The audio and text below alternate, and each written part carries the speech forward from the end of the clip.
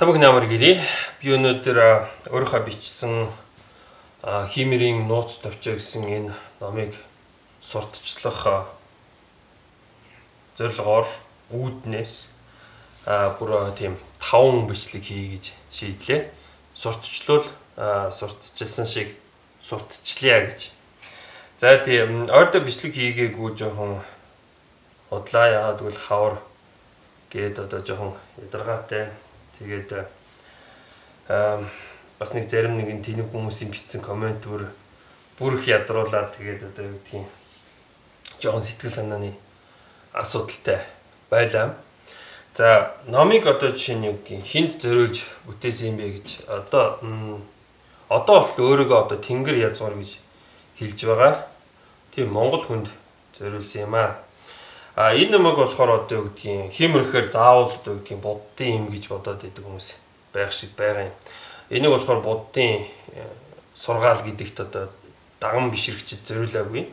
Энэ номыг бас тэр Христэд итгэгчд тийм зориулаагүй юм аа.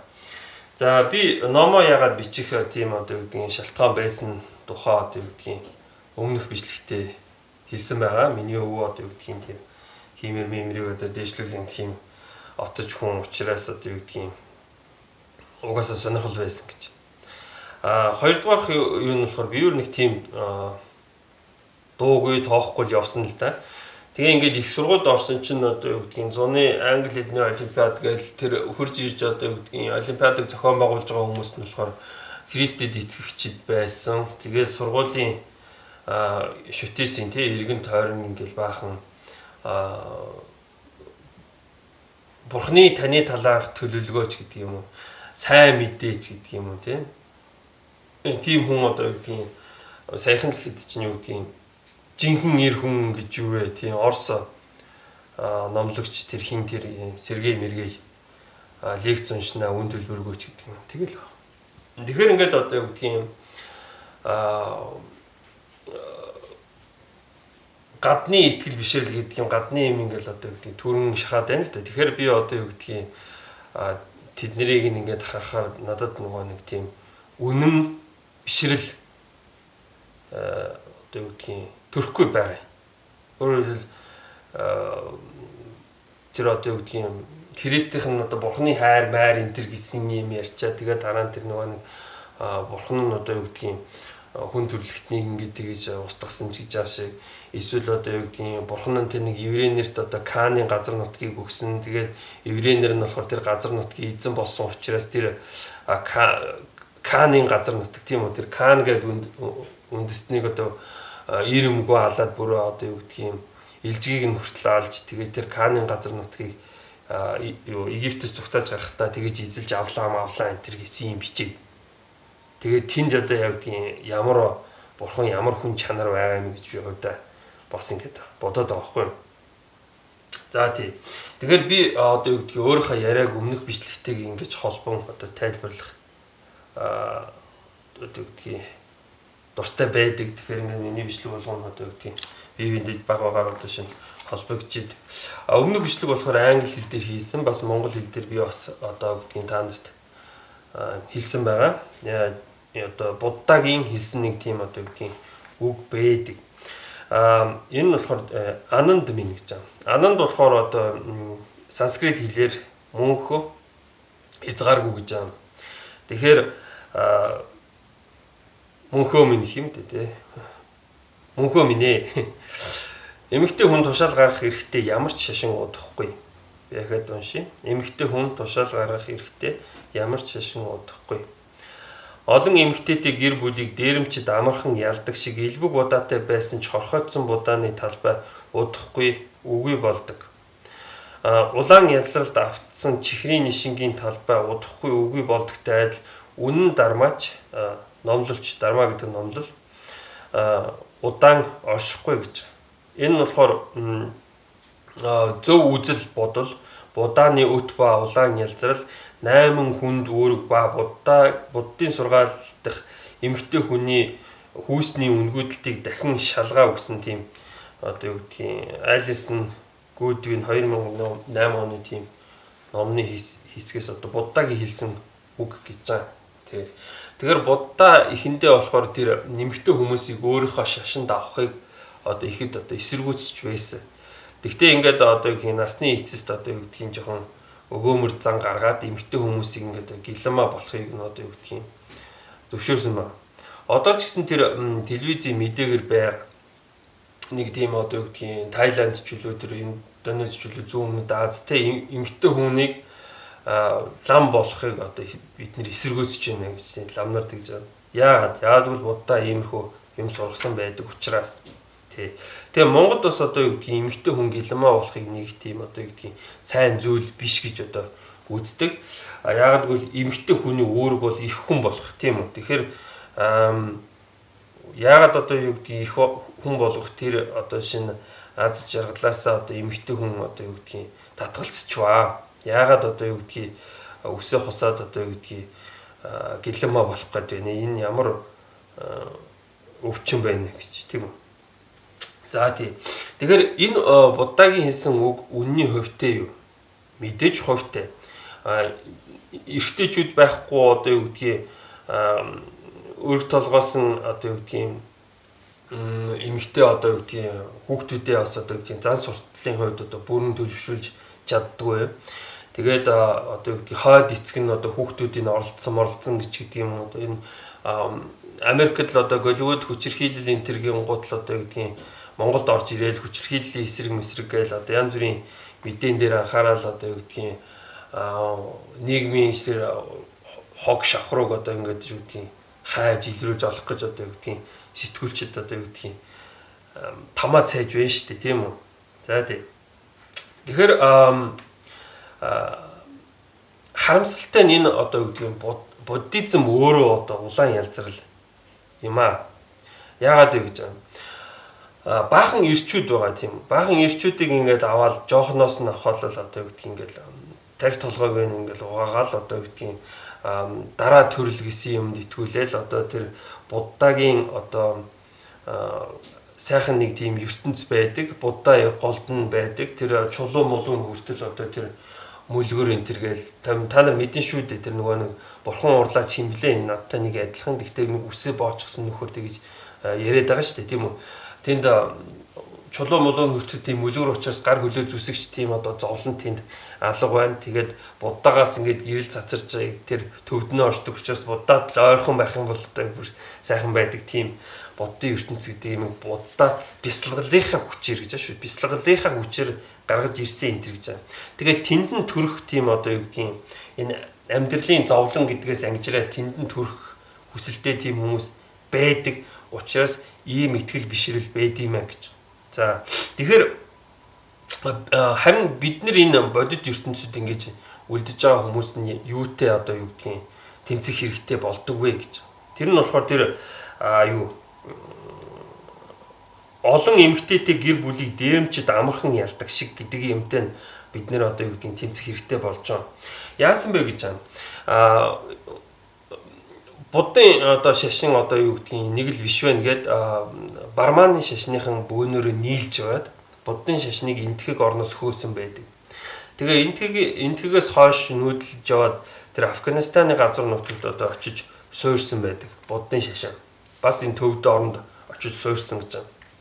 За тэгээд тэр Афганистанийнхны одоо тарих толгойг угаагаад одоо эрчүүдийн одоо юу гэдгийг ийм хамглан хамаг амтны тусын тулд сайн сайхан гайл ингээл одоо юу гэдгийг номлоод тэгээд тэр Буддагийн хөшөө гой сайхан тэр грек маягийн тийм хөшөө хийгээд эхэлж байгаа байхгүй. Гэтэл чинь яасан бэ гэхээр олон эмэгтэйтэй гэр бүлийг дээрэмчид амархан ялдаг шиг гэж байгаа. Тэр эрчүүд нь одоо цэрэг дайн зэр зэвсэг гэх ингээд хөөцөлдөхгүй байгаа учраас одоо юу гэдгийг тэр тариан талбаан дээр ажиллаж явах ёстой эрэгтэй хүмүүс нь цөөрч гисэн.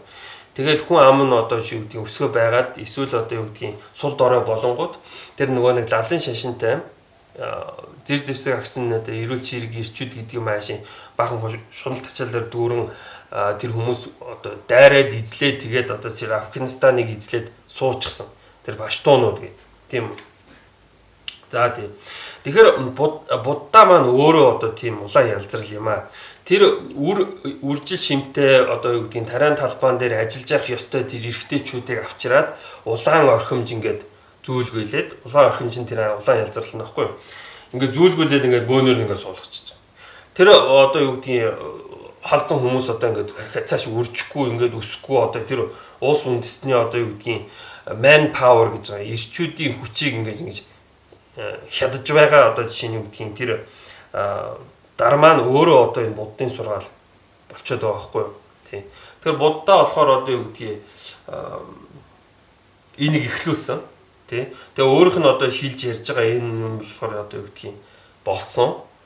Угаасаа тэр дармаа нь болохоор юу гэдгийг улаан ялзрал учраас чихрийн шингийн талбайд удахгүй үгүй болно гэдэг шиг. Тэгэхээр энэ одоо юу гэдгийг үхэнц одоо юу гэдгийг амны биелэггүй ийм шашны ингээд дагаад ингээд их юм бол манай улс орн нэлээд хүнд байдалтай болох юм. Тэгэхээр хар хүний тоог нэмэх, харын шашнаа дээшлүүлэх одоо юу гэдгийг шинжлэх ухаан тийм одоо юу гэдгийг бодит байдалд одоо хөрөнгө оруулалт хийх нэг чухал юм а гэж би одоо хувьдаа үзээд байгаа. За тэгээд энэ буддагийн энэ хэлсэн одоо юу гэдгийг энэ тушаалсан одоо юу гэдгийг дармаатай нь одоо монгол хүн одоо юу гэдгийг нийцдэг. Та нар ингээд нууц товчойг ингээд авч үзэх юм бол энэ нийжгээд 5 сумыг ингээд хамтд нь ингээд юу гэдгийг нийлүүлэхээр ингээд одоо бат бөх болно энэ төр гэдгийг хин сургаад байгаа юм. Эрэгтэй хүн сургаад байгаа мó, эмэгтэй хүн сургаад байгаа мó. Эмэгтэй хүн сургасан байгаа, их хүн сургасан байгаа тийм үү. Тэгээд дээрс нь бас одоо Чингис хаанд одоо тэр өөр ихээс гарсан ахыгаа алчингууд чинь ханаа хазгсад ижлий идэгсэд тийм үү. Хүн бол одоо барж идэх бар биш, арсалдах арслан биш. Тэр ханаа хаздаг тэр буур биш, бүхлээр нь залгидаг тэр мангас биш гэж хин ингэж номлоод байгаа юм. Эмэгтэй хүн ингэж номлоод байгаа. Тий. Тэгэхээр эмэгтэй хүн тушаал гаргах эрхтэй ямар ч шашин удахгүй гэж. Тэгэхээр бөө мөргөл удган энтер гээд байдаг. Удган хүний одоо шинэ үг мөгийн ингээд юу гэдгийг бид нэг ингээд сонсдог тийм. Гэтэл энэ шашин юу гэдгийг мянган жил хүн одоо жишээ нь үүсээд одоо юу гэдэг анхны шашин нь энэ бөө мөргөл одоо юу гэдгийг сүнс сүлд хардаг хүмүүс байсан. Тэгээд юу гэдгийг отхон гэж юм л да. От гэдэг нь болохоор турк хэлэн дээр гал хан гэдгийг эзэн манайхаар отган буюу галын эзэн галын бурхан нэмэгтэй хүн гэж байна. Тэгэхээр удган гэдэг бол галын бурхан гэсэн хүн. Тэгээд эмэгтэй хүн одоо юу гэдгийг үр хүүхэдтэй ийм тийм одоо юу гэдгийг номлол тий өгөх эрхтэй байдаг тий. Тэгэхээр одоо юу гэдгийг Монгол зан заншилд одоо Монгол хар хүний дагаж мөрдөг янз бүрийн ёс энэ төр гэж байдаг. Тэн дээр юу гэж ярьдаг өгөхөр одоо чинь энэ л да аян жинг аав мэднэ. Айл аашиг ээж нь мэднэ. Ардаг догшныг аав нь мэднэ. Авах гэхийг ээж нь мэднэ гэж. Авах гээх гэж ухаан байдаг тийм үү? Юу авах уу, юу байх уу одоо чинь ааш зан дадал сурталыг одоо чинь эмэгтэй хүн одоо юу гэдгийг хүүхдүүдэд төлөвшүүлэх ёстой. Эмэгтэй хүн хүүхдийн суртал хүмүүжил чухал үүрэгтэй байсаар ирсэн. Хүүхдээ хэрхэн сургах, хинтээ нөхөрлөх, нийлэх, хаагур явахыг их хүн мэдэх эрхтэй гэж байна. Охтууд нь одоо тэр нэг христийн одоо юу гэдгийг номлолын одоо юу гэдгийг цуглаанд яваал эзэн минь намайг эзэндээ чинь тэр ч гэдэг юм тийм. Тиймэрхүү юмыг одоо шинэ их хүн хорих үгүй гэдгийг өөрөө мэдэх хэрэгтэй. Эсвэл хүүгээ одоо тэр сүмд хийдэд одоо чинь шавлан суух үгүй гэдгийг их хүн эцэг хүмүүс мэдчих ёстой. Яагаад гэж одоо ирээдүг нь ингэж одоо гэдгийг бадалж байдгийг ч гэдэг юм тийм. За тийм. Тэгэхээр харамсалтай юм байдаг. Харамсалтай юм юу гэхээр одоо гэдгийг надаас илүү олон оймс илээсэн 40 50 гарсан тийм авгаан нар тийм үү. Библи барьчаал ингээл одоо юу гэдгийг янз бүрийн тараагаад явдаг. Би яг тэрийн дуугаа ингээл хараад одоо юу гэдгийг яагаад энэ одоо юу гэдгийг их хүмүүс яагаад энэ одоо юу гэдгийг эмэгтэйчүүд өөрийнхөө үндэсний ёс зан заншил одоо юу гэдгийг соёлын эсрэг ийм үйл ажиллагаа явуулж тэр одоо еврейн бурхныг одоо юу гэдгийг ихэд ингэж дэлгэрүүлж байдсан бэ гэж би хувьдаа харамсдаг. За тийм. Тийм учраас одоо юу гэдгийг би одоо юу гэдгийг намайг миний ингээд амьдардаг энэ орчныг ингээд түрээд идэг байхгүй юу. За би одоо зарим нэгэн казак хүмүүстэй нөхөрлөдөг. Тэгээд зарим нэгэн казак багштай байсан. Тэгээд одоо чинь энэ номыг бичгэд бас нөлөөсөн нэг тийм казак багш байдаг байхгүй юу, Рашид гэдэг. Тэр хүний ярьж байгаагаар одоо юу гэдгийг энэ монголчуудад ёс алгаа өрх толгоос их өрх толгоос би одоо их ядарч зүдэрсэн өрх толгоос их надад одоо энэ төр надад тусалцаа өгөх хэрэгтэй. Надад ингээд юу гэдгийг мөнгө төгрөг одоо юу гэдгийг өгөх ёстой энэ төр гэдэг. Гэтэл чин энэ болохоор одоо юу гэдгийг улс орны хиймээрээс одоо ингэж юу гэдгийг аз хиймээрээс ингэж одоо юу гэдгийг хумсалсан одоо юу гэдгийг дороотуулсан явдал юм гэж ярьж байгаа байхгүй. Манай хасгийн ёсод ч одоо юу гэдгийг ингээд өөр хүний шууд ихнэр болоод ингээд явах хэвээр өөр толгоосын их гэж гэсэн асуудал юм байх ёсгүй энэ төр гэж ярьж байгаа байхгүй. За тийм Чингис хааны одоо юу гэдгийг домог Чингис хааны одоо түүхээс болоод юу гэдгийг солонгос молонгос Япон шиг одоо юу гэдгийг энэ жишээ бүр солонгос байдаг гэж байна. Энэ одоо ганц бие өөр толгоосон юм хтэй байх хэсгүй энэ житгүүр шулам гэдэг шиг юм баг нэг юм дормжилдаг дээрлэгдэг асуудал байдаг гэж байна. Тэгэхээр Монголд бол тийм байхгүй. Яг гэвэл одоо юу гэдгийг Чингис хааны их өөр толгоосон юм хтэй байсан. Тийм үү. Тэгэхээр бид нэр өөр толгоосон юм хтэйч байдаг муу муухагаар бас нэг тийм үздэггүй. Ягаад одоо ингэж нөхөр мөхрийнхээ толгойг зэлгчдэг эсвэл ягаад нөхөртөөгөө нийлдэггүй ингэ одоо салчдгийг ч гэдэг юм. Тиймэрхүү юм араар нь ярьдаггүй шүү дээ. За тийм. За тэгэхээр миний энэ ном болохоор одоо юу гэдгийг өөрсдийгөө одоо тэр тэнгэр язгуур гэдэг байгаа. Тэнгэр гаралтай монгол хүн гэдэг байгаа хүмүүс зориулагдсан. Энэ болохоор тэр буддын сургаалыг дагагчид биш. Тэр Христэдэд тэр итгэгчид зориулсан ном биш юм аа. Тэгээд эхний бүлэг нь болохоор итгэл гэсэн юм байна л да. Тэгээд монгол хүн тийм итгэл байдаг аа. Би хиймэртэй монгол хүн гэж. Гэтэл энэ хасгууд нь би хиймэртэй казак хүн ч гэдэг юм эсвэл орос хүн би хиймэртэй орос хүн эсвэл хятад хүн би хиймэртэй хятад хүн ч гэдэг юм эсвэл төвд хүн би хиймэртэй энэ төр гэж ярьдаг юм уу би мэдэхгүй байна. Тий. Яг харахгүй монгол төвдийн хооронд одоо нэг тийм хиймэр гэсэн юм яриад байгаа. Тэгээд энэ олон одоо юу гэдгийг төрөл хиймэрээс өлзий хиймэрийн биш ерөнхийдөө хиймэр цог золботол байвал одоо бүх юм бүтчихнэ гэсэн маягаар одоо энэ хиймэрийн дарцган дээр тэр нэг тийм гал чандман мандмантай нэг тиймэрхүү юм тавьсан байгаа байхгүй юу. Гэтэл чинь бас үгүй юм аа. Тэр хиймэр миний бодлоор одоо шинэ 8 байдаг. Тэгээд жишээ нь нэг одоо хиймэр нь болохоор өлзий хиймэр. Өлзий хиймэр. Өлзий хиймэр гэхээр монгол хэлтэй монгол хүмүүс шууд ойлгоно.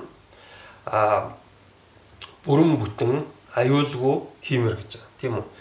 Ийм хийвэл өлзийтэй тэнд амьдруул үлзийтэй дуугүй явуул үлзийтэй ч гэдэг юм тий. Тэгэхээр бүрэн бүтэн хиймэр аюулгүй хиймэр гэж юу юм бэ гэж тий. Тэгэхээр энэ Христэд итгэгч буддын шашинд итгэгч гэдэг энэ хүмүүсийн одоо жишээ тэр итгэл бишрэрлэн нэг тийм хий хоосон юм дээр одоо жишээ нь үгдгийн үтсэн байгаа. Тэгэхээр тэр хий хоосон зүйлийг нь одоо жишээ нь үгүйсгэд айгүй хэцүү байдаг. Жишээ нь тэр энэ нэг бурхан бүтээдэг гэдэг нэг юм над шиг нэг юм тэгтээ сахал махал байхгүй л үсээ нэг бооч гэсэн нэг тийм бурхан бүтээдэг хүн гэдэг энэ номлоод байна шүү дээ. Буддын шашинд одоо юу гэдгийг тэр буддагийн бяцлаглалын хүчээр бүтээсэн өөрийнх нь ертөнц гэж байна. Будда ингээд бяцлагаад одоо ингээд бүхэл бүтэн ертөнц үтээч тийм ээ шүү дээ. Тэр нь болохоор ингээд чулуун хүртлийн мүлгэр учраас гар хөлөөж зүсэхгүй гэж. Тэгээ буддаагаас ингээд өөрөөс нэг гэрэл ингээд ялгараа тэгээд бүгдөө их сайхан тэндээ байцгаадаг гэж. Тэгэхээр тэр диважин буюу тэр онцгой ертөнцид нь одоо юу гэдгийг төрхийн тулд тий тэрэнд нь итгэсэн тэрэнд нь биширсэн учраас хүмүүс одоо юу гэдгийг буддын шашныг нэг хэсэг нь дагаад байх шиг байгаа юм. Тий. Гэтэл тэр одоо шинэ үгдгийн тэр Есүсийнх нь тэр эцгийнх нь ертөнц одоо яг ямар шуухан юм бэ? Бэд юм уу? Одоо юу гэдгийг ийм тим юм уу гэдээ одоо юу гэдгийг ноцоход боломж байхгүй. Тэр цэвэр итгэл дээр оршдог. Гэтэл энэ монгол хүний тэр өлзий хиймэр гэсэн итгэл нь хэр үний юм бэ? Хэр бодиттой юм бэ гэж. Үнэхээр бодиттой. За тэгэхээр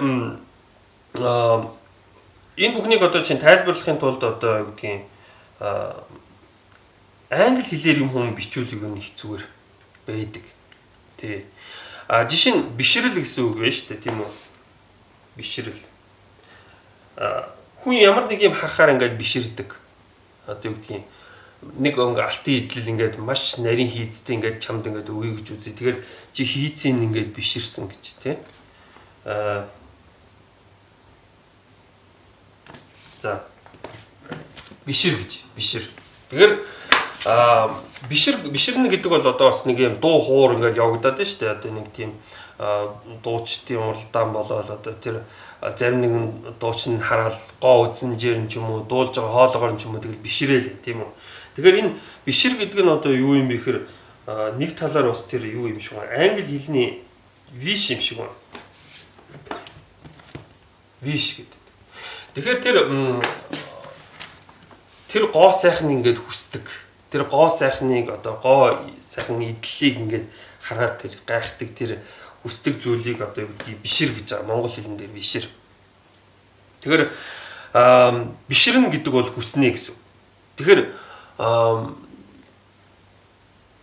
үлзий хиймэрийг одоо юу гэдгийг үлзий хиймэрт итгэнэ гэдэг бол үлзий хиймэрийг бас хүснэ, биширнэ гэсэн утгатай.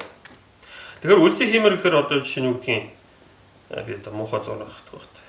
Гэр зурчээ. За нэг иймэрхүү маягаар одоо жишээ нь юу гэдгийг дүрслэнэ. Тэгээ нэг юм үлзий байх нь тэгээд энэ хиймэрийн ор байх нь шүү дээ. За тий. Энэ бол одоо юу гэдгийг нэг тийм шин юм бол биш. Зүгээр Монголд нэг тийм юу гэдгийг сайн дэлгэрдэггүй ч гэдэг юм уу одоо юу гэдгийг за нэг тийм зарим нэг миний зурсан зураг биш л дээ хүмүүсийн зурсан зураг байгаа тийм үлзий хиймэр гэхээр нэг тийм үлзийтэй тэгээд ийм морьтой юм байх нь вэ шүү дээ. Тэгэхээр энэ үлзий гэсэн үгийг одоо жишээ нь тайлбарлахын тулд бас нэг англи хэл ашиглавал зүгээр одоо хоёр и-ийн орон зүгээр нэг и хийгээд үлзий гэж байна. Тэгээд үлзий гэдэг бол одоо нэг тийм ингээд нэг зангидсан ингээд одоо малгаан дээр байгаа сампин шиг юм байхгүй. Тэгэхээр энэ манай ойролцоо хөрш орсуудаар болохоор одоо энэ одоо юу гэдгийг занглаа одоо энэ цахилгааны занглаа энэ тэр юм болохоор мэдээж үзлий байдаг. Үзлий гэж байна. Тий. Тэгэхээр үзлий гэдэг нь монгол хэлний одоо шинэ үзэл гэсэн үгтэй их төстэй. Тэгэхээр танд одоо юу гэдгийг сайн үзэл байх юм бол таны одоо сайн явах санааных гэдэг шиг бүрэн бүтэн үлзийтэй явах байхгүй. Тэгэхээр үлзий хиймэр гэдэг бол зөв одоо номлол зөв одоо юу гэдгийг үзэл гэсэн утгатай юм байна. Тэгэхээр энийг маш энгийн жишээгээр тайлбарлах юм бол одоо юу гэдгийг сайн сайхан амьдрахын тулд нэг муу юм хийх хэрэгтэй шүү дээ. Мод унгаана гэж. За мод унгаах гэж. За модон унгаагаа дараа нь яасан бэ гэхээр байшин барьсан байгаа юм тийм үү. Тэгэл сайхан амьдэрсэн үү гэж. Гэтэл чи үгүй байна л да. Байшингаа одоо юу гэдгийг байшин ч одоо хуучраад одоо юу гэдгийг үр хөвгтөө өгсөн ч гэсэн одоо 50 60 жилийн дараа хэрэггүй болдог. Тэгэхээр ахаад мод хэрэгтэй болдог. Тэгэхээр эцэг болохоор одоо юу гэдгийг модод тарих хэрэгтэй. Тэгээд зүгээр тарж ийн гэдээ орчихгүй одоо тэр мод нь одоо юу гэдгийг үнэхээр сайн ургаж байгаа эсхийг одоо юу гэдгийг батлах хэрэгтэй. Тэгэхээр өөрөөр хэлбэл англиар одоо юу гэдгийг make sure it grows гэдэг юм л да одоо юу гэдгийг ургаж байгааг одоо ургахыг баталгаажуулах гэх баг. Баталгаажуулах. За тийм. За тэгэхээр нэг иймэрхүү одоо жишээ юу гэдгийг үйлдэл болох нь шүү дээ. Модыг тайраад байшингаа барьсан. Тэгээд дараа нь болохоор шинэ мод суулгасан. Тэгээ тэр мод ургаж байгааг одоо жишээ нь юу гэдгийг баталгаажуулсан. Тэгээд үр хөвгт нь дахиад тэр модын тайраад дахиад байшингаа бариад ингээд өн мөнх одоо хязгааргүй ингээд оршихыг одоо нэг тим одоо юу гэдгийг цул одоо юу гэдгийг зангилаач гэдэг юм нэг юм бүтэн систем гэдэг байгаа байхгүй юу. Тэгэхээр иймэрхүү одоо юу гэдгийг бодтой үзэл бодлыг одоо юу гэдгийг монгол хүн өөртөө одоо юу гэдгийг агуулж байдаг, биширч байдаг гэсэн утгатай. Тэгэхээр одоо юу гэдгийг тэр Азийн одоо юу гэдгийг тэнгэрийн Азгард буюу одоо юу гэдгийг Азийн орон тэр бэдгүү үгүй юу гэсэн бол одоо юу гэдгийг тайлбарлал хэрэглэхэд хэцүү юм байна. Хэцүү. Гэхдээ одоо юу гэдгийг тэр Буддагийн бясалгалын орн Диважин тийм үү. Тэгээ тэр Есүсийн эцгийнх нь одоо юу гэдгийг мөнхтэй хүн очтгоо нэг тийм гачаан орн тийм үү. Энэ Азийн тэнгэрийн одоо юу гэдгийг тэр азтай ертөнц байх боломжтой гэвэл боломжтой. Тийм боломжтой. Гэтэл миний бодлоор болохоор энэ хүү одоо юу гэдгийг Азийн орн тийм үү. Асгард гэдэг нь Азийн орныг энэ бидний амьдарч буй энэ бодит ертөнцид одоо юу гэдгийг бид өөрсдөө бүтээх боломжтой, бид хөгжих боломжтой, бид одоо юу гэдгийг шинжлэх ухаан, эрдэм мэдлийн хойноос явах боломжтой гэж би хувьдаа үзээд байгаа юм. За тэгэхээр миний энэ одоо юу гэдгийг номны эргэн тойрон одоо юу гэдгийг би 5 бичлэг хийн. Тэгээд нэг бичлэг нь өнөөдөр ингээд дуусч байна. Анхаарал тавьсанд баярлалаа.